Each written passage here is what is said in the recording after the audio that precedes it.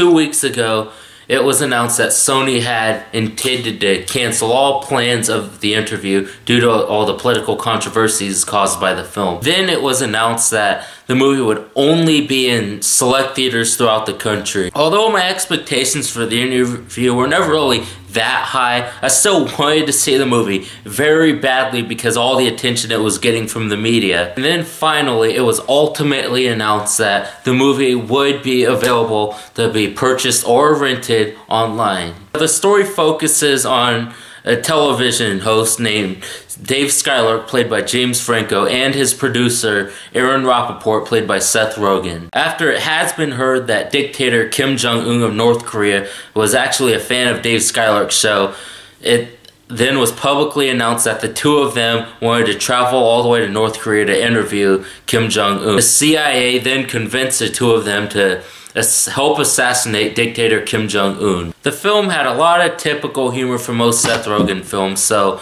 the whole tone of this movie was very expected. I at least admire this film for not rushing through the process of the two main characters ending up in North Korea.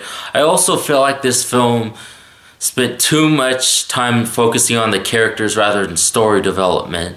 The movie then went into a somewhat boring period until Kim Jong-un's character was finally introduced. James Franco is a very talented actor who could successfully play a variety of different roles. I mean, look, we've seen him play a drug dealer in Pineapple Express, we've seen him play a gangster rapper in Spring Breakers, we've seen him play a scientist in Planet of the Apes. I mean, this guy can just flat out act no matter what type of role he's given. This time, Franco once again had another successful performance, this time playing a very beloved journalist. Now, one would think that the fact that James Franco and Seth Rogen are actually great friends in reality would help their chemistry, and that appears to be the case because the chemistry between Rogen and Franco was just outstanding in this movie. It looked like the two of them were just having a blast being able to be on set together again. The biggest surprise performance of this movie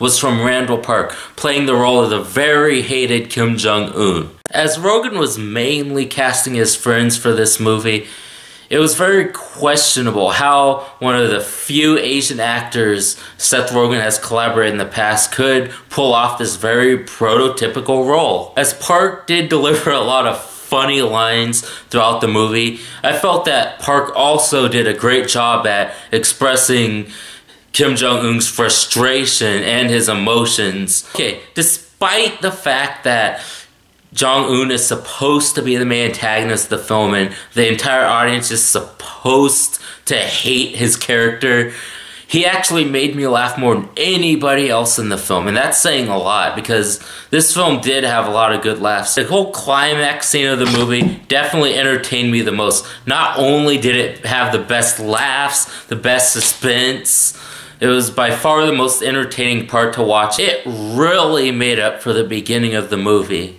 The reason why the interview has been getting all of this attention from the media is not because of how good or bad the movie really was.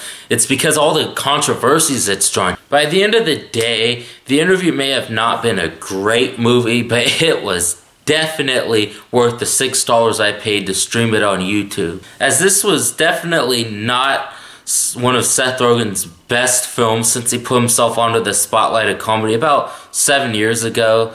This was definitely at least a movie with some great laughs periodically throughout the film and a good amount of entertainment as well. After all, the interview was at least decent enough for me to recommend the film, so go spend a very small portion of your leftover Christmas money to watch the interview online for only $6, which is only about half the price of what your ticket in the theater would have costed. Hit that subscribe button to get more reviews from Take Two Productions, and as always, stay tuned.